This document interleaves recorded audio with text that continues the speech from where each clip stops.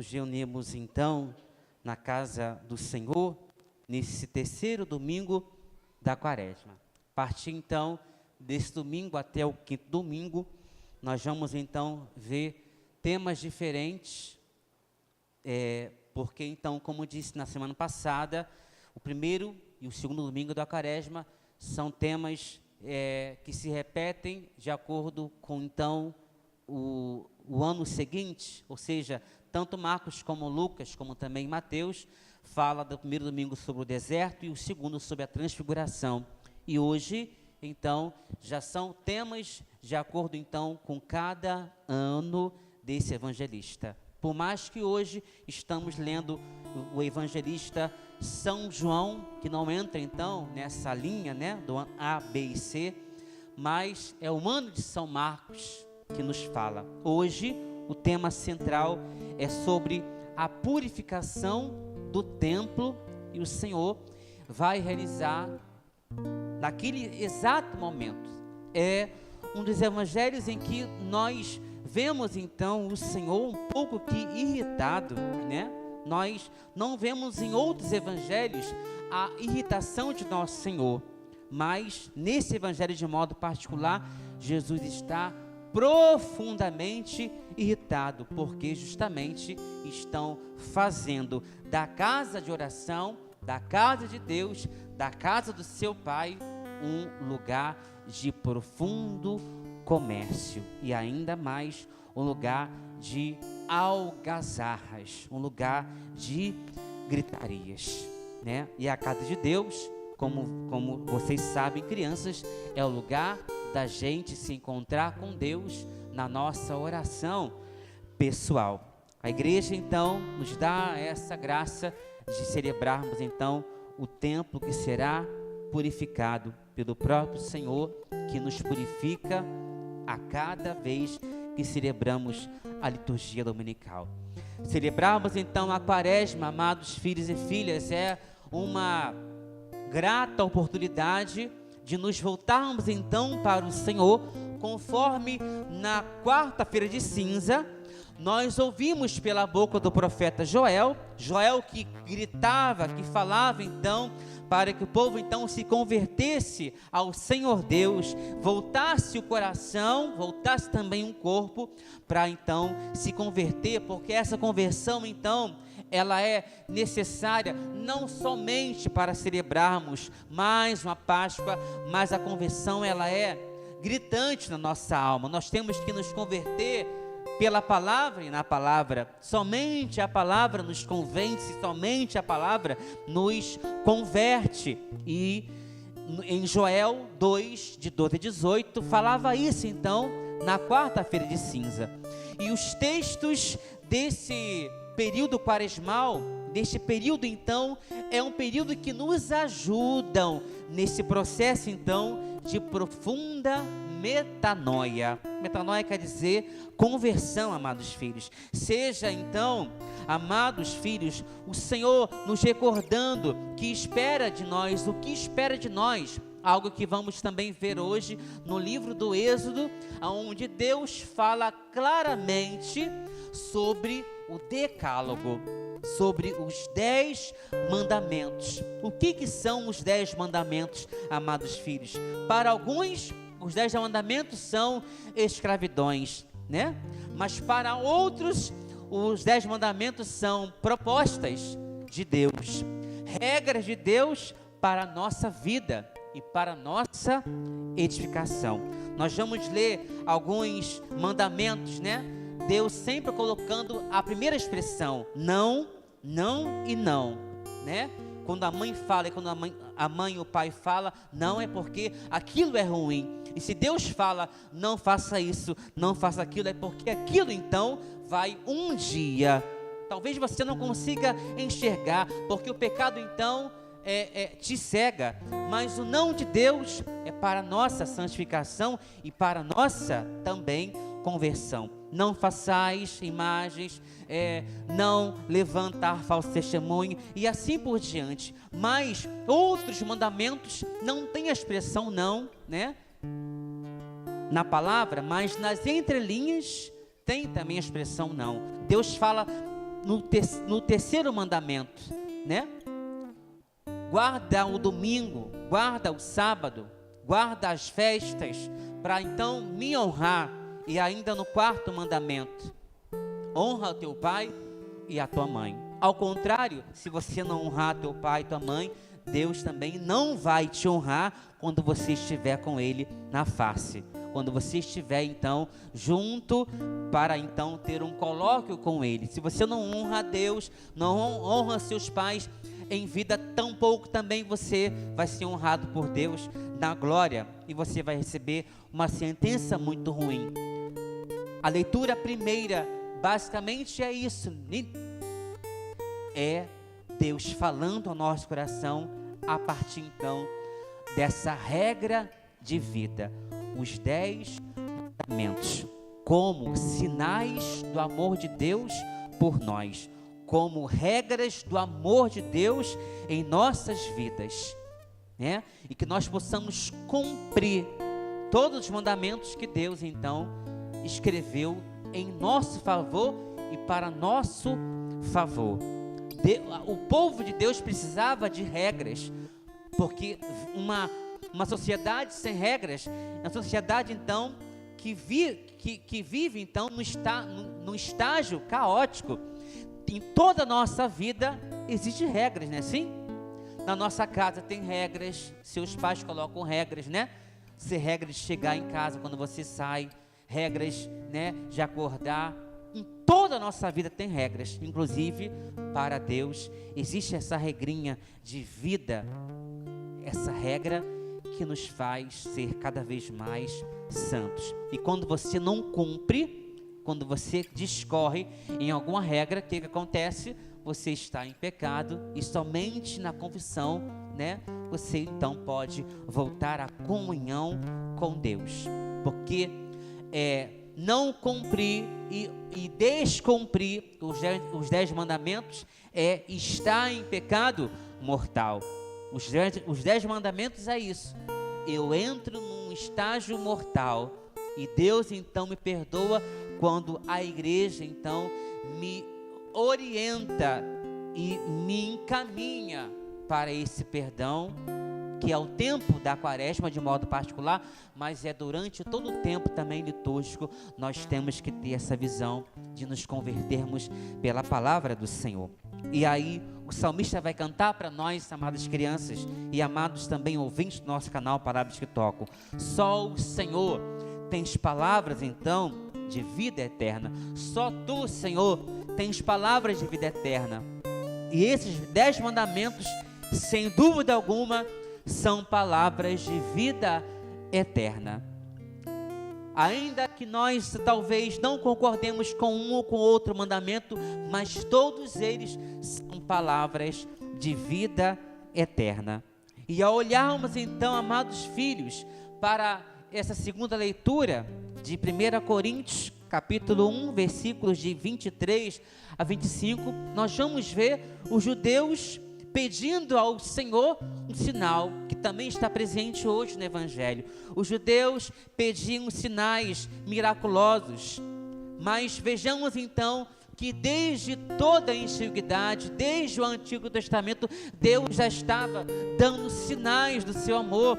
Os 10 mandamentos, repito, são os sinais do amor de Deus. Os gregos pediam isso com muita insistência, os judeus, e também os gregos procuravam então a sabedoria. Então São Paulo vai dizer: nós, porém, pregamos Cristo crucificado, escândalo então para os judeus e para os gregos, e também insensatez para os pagãos. Mas para os que são chamados, tanto judeus como gregos, esse Cristo é o poder de Deus e sabedoria de Deus. E eu que grifei aqui na minha Bíblia: a cruz é sinal de fortaleza e não de fraqueza. Diga isso, compadre. A cruz é sinal de fortaleza e não de fraqueza. Quem foi para o madeiro da cruz não foi um homem fraco, mas foi um homem forte. E eu estava lendo essa semana nas redes sociais, e uma frase muito me incomodou. O amor o amor maior se deu na cruz. Esse é o amor por excelência. Quer uma prova de amor maior? Olhe para a cruz, foi a maior prova de amor. Não é o amor dos pais, não é o amor dos irmãos, ou de X ou de Y, mas o amor da cruz é o amor por excelência. Se existe então um significado do amor, seu nome é cruz, seu nome é Jesus de Nazaré. Ali está a maior prova de amor que um homem, ainda que seja Deus, mas que também é homem, deu por nós. Se dá na cruz, tem que ser feroz, tem que ser um homem muito louco de amor por nós. E aí Jesus então, nos seus belíssimos evangelhos, vai dizer: ninguém tem maior prova de amor do que dar a sua vida pelos seus amigos. Olha, então, a síntese também desse decálogo se encontra então nessa expressão: ninguém tem maior prova de amor maior do que aquele que dá a sua vida pelos seus amigos. Essa é a maior prova de amor. E aí nós vemos então pessoas que querem: me prova que você me ama. Não preciso mais de provar, porque aquele já provou que me ama e que ainda então tem demonstrado o seu amor para conosco, para mim e para vocês também. Para os judeus então, a cruz sempre será motivo de escândalo, porque quem morria na cruz? Os assaltantes, os ladrões, eram eles que morriam na cruz. Mas um cordeiro, como Jesus se intitulava, né? Um cordeiro imolado, uma vítima expiatória, morrer na cruz, para os judeus então não tem vez. E Jesus então, ele é tanto a vítima como também ele é o altar. Ele é a vítima e também ele é o cordeiro. Esse templo, e aí adentro no evangelho, esse templo que Jesus quer purificar, além de ser o seu próprio corpo, né? Mas também somos cada um de nós. Quando nós fomos batizados naquela pia batismal, o nosso templo que outrora estava então imundo, sujo, porque o nosso coração estava sujo com o pecado original, mas quando nós fomos mergulhados naquela pia batismal, nós também nos tornamos templos novos do Espírito Santo. Não há mais sinais de pecado original, ainda que haja resquícios, mas o pecado original caiu por terra quando Jesus então nos configurou ao seu sacerdócio real. Mas entremos então no coração desse profundo evangelho. Estava próximo da Páscoa dos judeus. Jesus então sobe para Jerusalém. Jerusalém é o lugar do sacrifício, é o lugar onde Jesus vai morrer. No templo encontrou os vendedores de bois, ovelhas e pombas e os cambistas que estavam aí sentados. Fez então um chicote de cordas e expulsou todos no templo.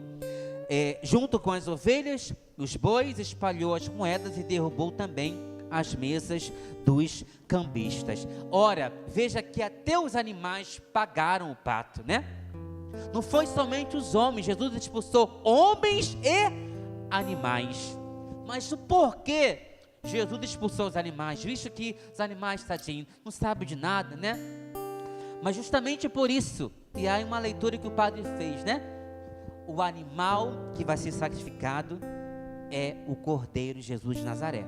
Quem deve estar no templo, em Jerusalém, no altar, é o Cordeiro, o animal sem manchas e sem rugas. Esses animais são manchados e têm rugas, mas o animal, Jesus de Nazaré, esse então, que deveria e que vai ser por nós sacrificado, como líamos também na semana passada, né?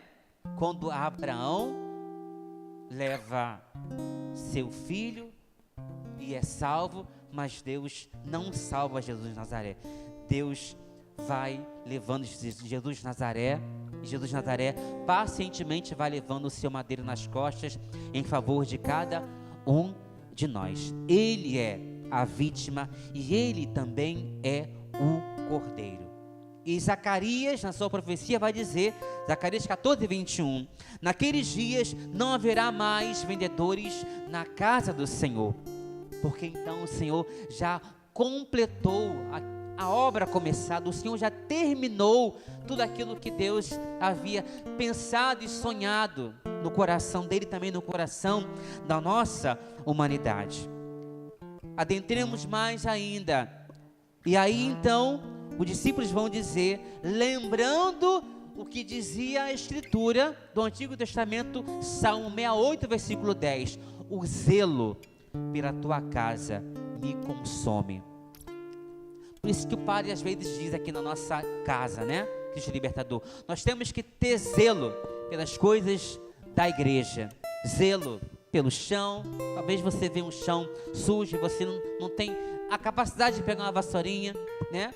Zelo pelas coisas do som, zelo pela água que está ali, ó, saindo de modo demasiado, é zelo pela casa. Claro que você não vai fazer um chicote, né? Mas é ter zelo pela casa de Deus, aonde você, a cada domingo ou a cada dia, quer se encontrar com esse Senhor, que fala abertamente ao nosso coração. Essa passagem, então, os discípulos, após a Páscoa, eles retomaram, né, e ficaram então conscientes de que então a casa de Deus é também a minha casa. Então os judeus perguntaram a Jesus, que sinal nos mostras para agir assim? Jesus agiu de um modo muito irascível, e agora eles estão perguntando, que sinal mostras para agir assim? Jesus então vai dar o sinal, ó, destruí este templo e em 3 dias eu o levantarei. E aí entra uma ironia da parte dos judeus, porque também eles não entendem, né, ainda a fala do Senhor. Aliás, não entenderam a fala do Senhor. Os judeus diziam, 46 anos levamos para construir esse templo, e você quer construir em 3 dias?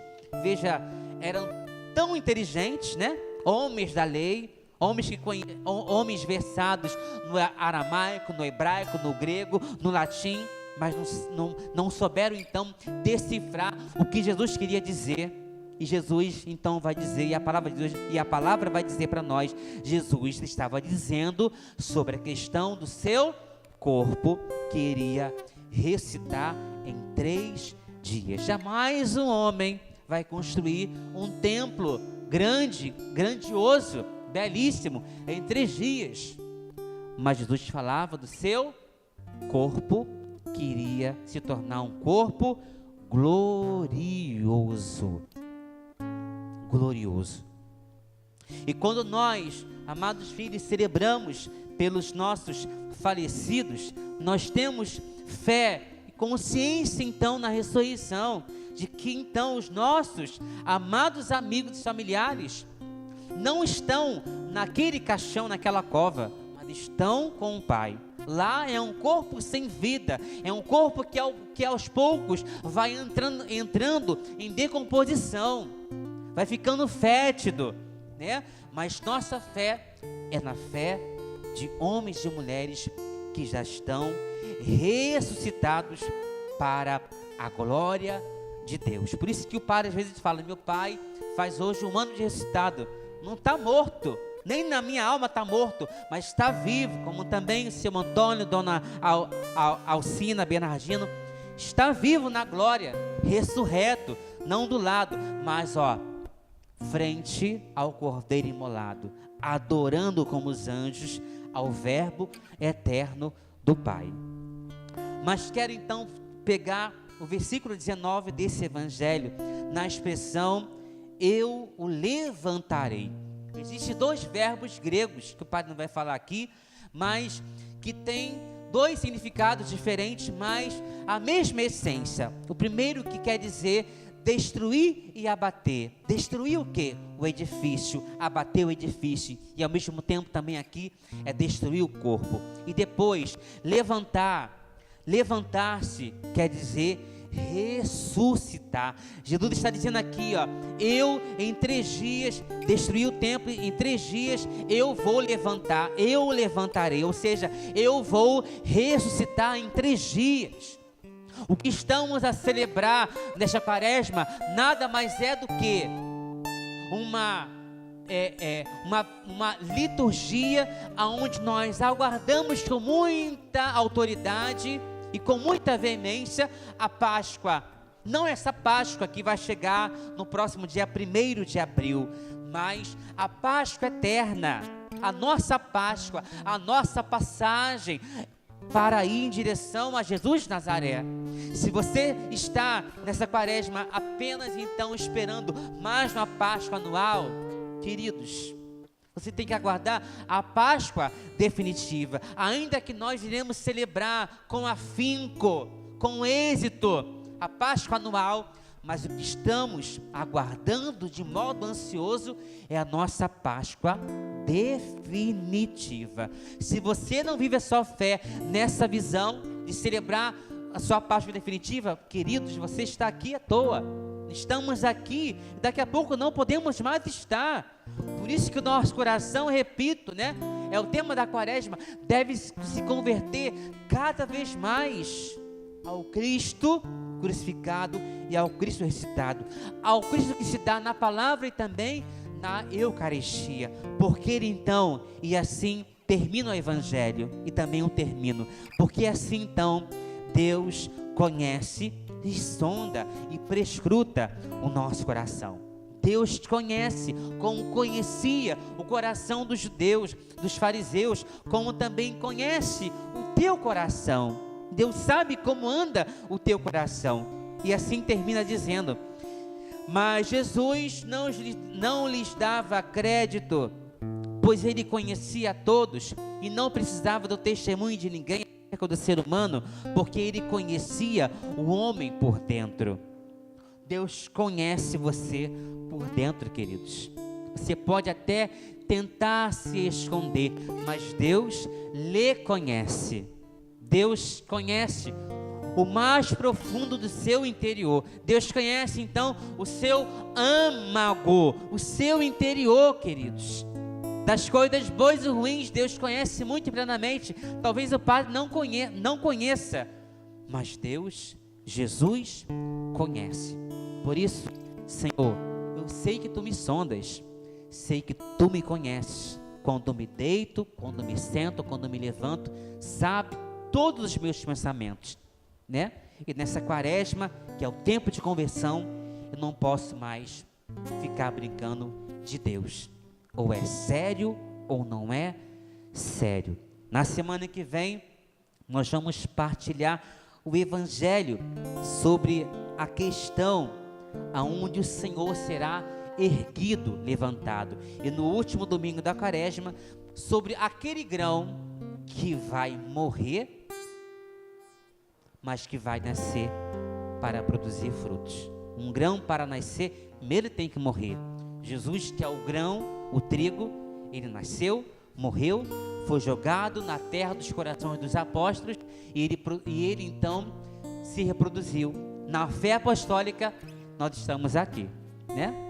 Na fé apostólica surgem os frutos. O Luiz, o padre, a Giovana, o Juninho, a Elaine, minha mãe, surgem os frutos. E os frutos também que já gozam do reino celestial, os nossos entes queridos que já contemplam a face nova de Deus. Por isso, vamos cantar essa canção que nós já conhecemos, que foi regravada por vários cantores católicos. Cantemos com a Evânia essa canção. Coloca a mão no seu coração e feche seus olhos. Senhor, eu sei que Tu me sondas. Sei também que me conheces. Sei também que me conheces. Se me assento ou me levanto, se me assento ou me levanto, conheces. Conheces meus pensamentos. Quer deitado ou quer andando, quer deitado ou quer andando. sabes todo os meus passos. Sabes todos os meus passos. E antes que haja em mim palavras, E antes que haja em mim palavras, sei que tudo me conhece. rasga a voz, Senhor, Senhor. Eu sei que tu me sondas. Senhor,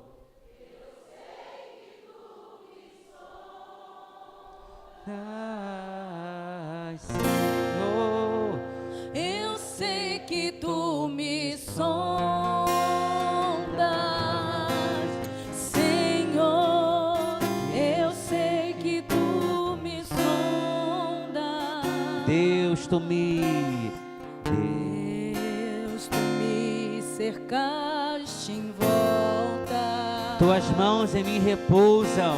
Tuas mãos em mim repousam. Tal ciência é grandiosa. Tal ciência é grandiosa. Não alcanço de tão alta. Não alcanço de tão alta. Se eu subo até o céu, Se eu subo até o céu, sei que ali também te encontro. sei que ali também te encontro. Se no abismo, Se no abismo está minha sei que ali alma, também me amas. sei que aí também me ama. Cante isso de pé, igreja, cante de pé, Senhor. Senhor, eu sei que tu me sondas, Senhor. Eu sei que tu me sondas, Senhor. Eu sei que tu me sondas, Senhor. Eu sei que tu me sondas, Senhor. Eu sei que tu me amas, Senhor, me amas, Senhor. Eu sei que tu me amas, Senhor. Eu sei que tu me amas, Senhor. Eu sei que tu me amas.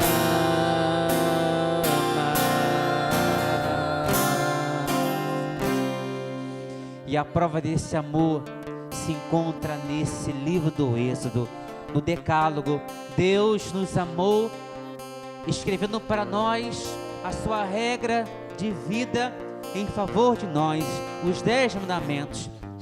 E ainda mais, Deus nos amou muito, loucamente, apaixonadamente, quando Ele então entrega o fruto do seu coração, o seu primogênito, o seu unigênito, em favor da humanidade, em favor do Padre, em favor de você, queridos. Deus nos amou tanto o mundo que entregou o seu único filho para morrer no madeiro da cruz. Essa é a maior prova de amor de um Deus que se inclina para olhar os homens, que se inclina então para olhar a cada um de nós e para amar a cada um de nós, porque só Ele, vai dizer o salmista hoje no refrão, porque somente Ele tem palavras de vida eterna. Deus, na sua bondade, leva o seu Filho amado para o matadouro, e Jesus então, silenciosamente, vagarosamente, vai então em direção ao Calvário, para então inaugurar os céus, restituir os céus, abrir os céus, para então Dimas entrar na ressurreição, e para tantos outros também, após a ressurreição, também entrar nessa glória. Tanto o seu Antônio, Dona Alcina, Bernardino, o Jaime, Francisco, Vilma, Jorge e também o meu pai. Todos eles, por amor de Deus, por amor de Jesus, contemplam o amor no mais alto dos céus, contemplam a glória, a ressurreição no mais alto dos céus.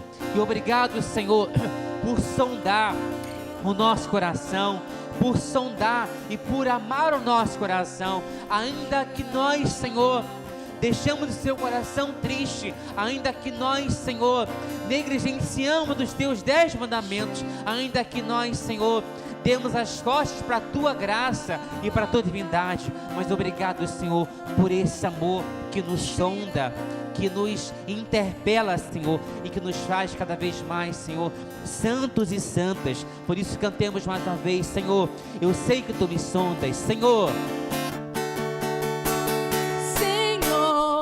Eu sei que tu me sondas,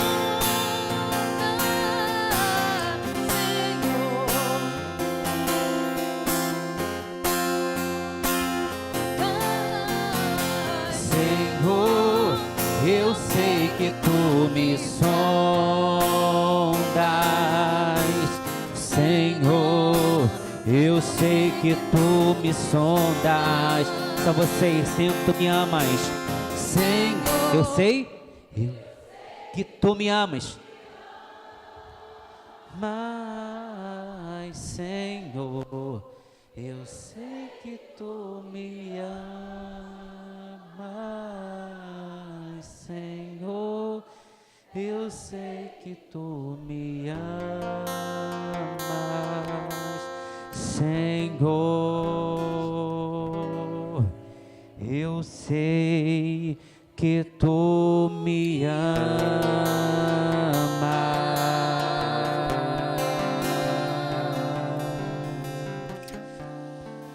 Obrigado, Senhor, por todo esse amor ao nosso coração nesta liturgia dominical. Amém. E ao canal Palavras que Tocam, receba essa bênção, na certeza de que Deus também falará a você que vai ouvir essa mensagem do terceiro domingo da Quaresma. Em nome do Pai, do Filho e do Espírito Santo. Amém.